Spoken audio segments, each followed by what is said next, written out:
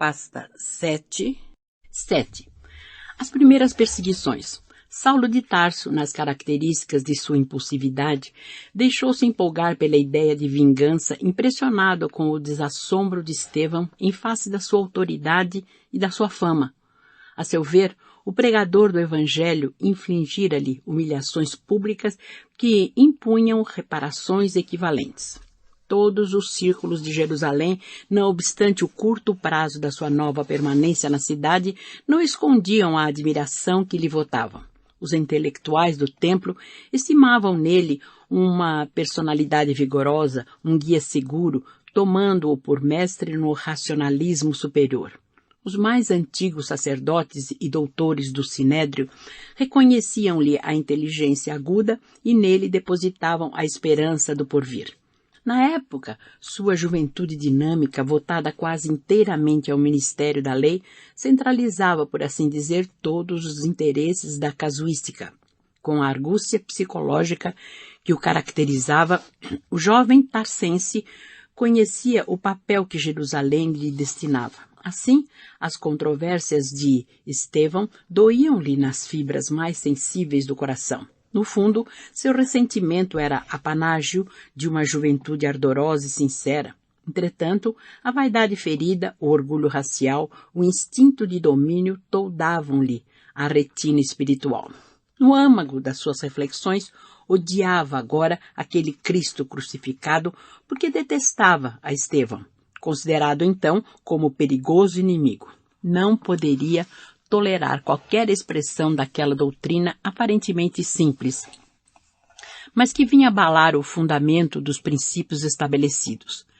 Perseguiria inflexivelmente o caminho na pessoa de quantos lhe estivessem associados. Mobilizaria intencionalmente todas as simpatias de que dispunha para multiplicar a devassa imprescindível. Certo, deveria contar com as admoestações conciliatórias de um Gamaliel e de outros raros espíritos que, ao seu ver, se deixariam embair pela filosofia de bondade que os galileus haviam suscitado com as novas escrituras. Mas estava convencido de que a maioria farisaica, em função política, ficaria ao seu lado, animando-o na empresa começada. No dia seguinte, à prisão de Estevão, procurou arregimentar as primeiras forças com a máxima habilidade. A carta de simpatia para o amplo movimento de perseguição que pretendia efetuar visitou as personalidades mais eminentes do judaísmo, abstendo-se, contudo, de procurar a cooperação das autoridades reconhecidamente pacifistas. A inspiração dos prudentes não o interessava, necessitava de temperamentos análogos ao seu para que o cometimento não falhasse. Depois de concertar largo projeto entre os compatrícios, solicitou uma audiência da corte provincial para obter o apoio dos romanos encarregados da solução de todos os assuntos políticos da província. O procurador, apesar de residir oficialmente em Cesareia, estagiava na cidade e ali tivera notícia dos fatos interessantes da véspera.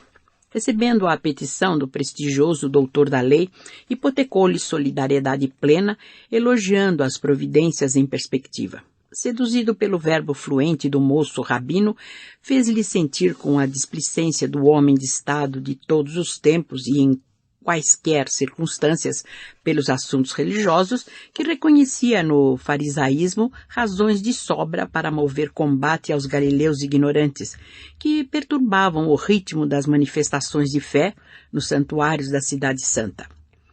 Concretizando as promessas, concedeu imediatamente ao moço de Tarso a necessária outorga para o feito colimado, ressalvando naturalmente os direitos de natureza política que a suprema autoridade romana devia manter inatingíveis. Entretanto, bastava ao novel rabino a adesão dos poderes públicos aos projetos aventados.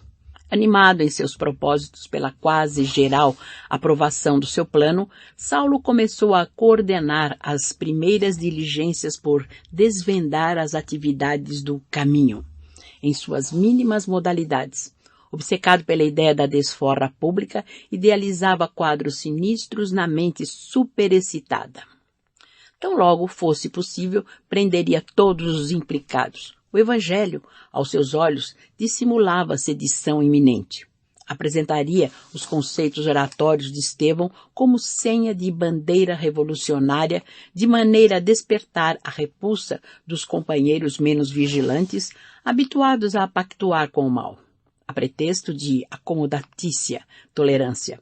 Combinaria os textos da lei de Moisés e dos escritos sagrados para justificar que se deveria conduzir os desertores dos princípios da raça até a morte. Demonstraria a irrepreensibilidade da sua conduta inflexível. Tudo faria por conduzir Simão Pedro ao calabouço. Na sua opinião, devia ser ele o autor intelectual da trama sutil que se vinha formando em torno da memória de um simples carpinteiro. No arrebatamento das ideias precipitadas, chegava a concluir que ninguém seria poupado nas suas decisões irrevogáveis.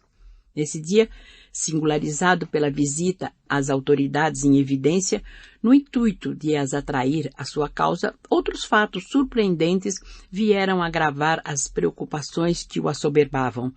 Oséias, Marcos e Samuel Natã, dois compatriotas riquíssimos de Jerusalém, depois de ouvirem a defesa pessoal de Estevão no Sinédrio, impressionados com a eloquência e justeza dos conceitos do orador, distribuíram com os filhos a parte da herança cabível a cada um e doaram ao caminho o restante de seus haveres. Para isso, procuraram Simão Pedro, beijando-lhe as mãos calejadas no trabalho, depois de lhe ouvirem a palavra acerca de Jesus Cristo. A notícia ecoou nos círculos farisaicos com as características de verdadeiro escândalo. Saulo de Tarso teve conhecimento do fato de imediato, aferindo abalo geral que a atitude de Estevão provocara. A defecção dos dois correligionários bandeando-se para os galileus causou-lhe profundo sentimento de revolta. Falava-se mais que Oséias e Samuel, entregando ao caminho a totalidade de seus bens, haviam declarado entre lágrimas que aceitavam o Cristo como o Messias prometido. Os comentários dos amigos a respeito instigavam-no às mais fortes represálias. Designado pelas caprichosas correntes populares como o mais jovem defensor da lei, sentia-se compelido cada vez mais a revelar o seu ascendente nesse posto que considerava sagrado. Na defesa do seu mandato, por isso mesmo, desprezaria todas as considerações tendentes a infirmar-lhe o rigorismo em que presumia um divino dever. Considerando a gravidade da última ocorrência que ameaçava a estabilidade do judaísmo no seio mesmo dos seus elementos mais destacados, procurou novamente as autoridades supremas do Sinédrio a fim de apressar as repressões em perspectiva. Atento à autorização concedida pelos mais altos poderes políticos da província, Caifás propôs fosse o zeloso doutor de Tarso, nomeado chefe e promotor de todas as províncias atinentes e indispensáveis à guarda e defesa da lei. Competia-lhe, então, promover todos os recursos que julgasse convenientes e úteis, reservadas ao Sinédrio as últimas decisões, maxime, as de natureza mais grave. Satisfeito com o resultado da reunião que improvisara, o moço tarsense assentou antes de se despedir dos amigos. Hoje mesmo requisitarei o corpo de tropa que deverá operar no perímetro da cidade. Amanhã ordenarei a detenção de Samuel e Oséias até que se resolvam a retomar juízo e no fim da semana tratarei das capturas da gentalha do caminho. Não temerás, acaso, os sortilégios? Interrogou Alexandre com ironia. De modo algum, respondeu sentencioso e decisivo. Sabendo de oitiva que os próprios militares começam a ficar supersticiosos sob a influência das ideias extravagantes dessa gente, chefiarei em pessoa a expedição, porquanto tenciono recolher o tal Simão Pedro ao calabouço. Simão Pedro? Perguntou um dos presentes, admirado. Por que não? Sabes que o motivo da ausência de Gamaliel ao nosso encontro de hoje? tornou o outro. Não, é que, a convite desse mesmo Simão, ele foi observar as instalações e os feitos do caminho. Não achas tudo isso extremamente curioso? Temos, de maneira geral, a impressão de que o chefe humilde dos galileus, desaprovando a atitude de Estevão perante o sinédrio, deseja recompor a situação, buscando aproximar-se de nossa autoridade administrativa. Quem sabe? Talvez tudo isso seja útil. No mínimo, é bem possível estejam caminhando para a necessária reharmonização. Saulo mostrava-se mais que surpreso, porque estupefato. Mas que vem a ser tudo isso? Gamaliel visitando o caminho? Chego a duvidar da sua integridade mental. Mas sabemos, interveio Alexandre, que o mestre sempre pautou seus atos e pensamentos com a máxima correção.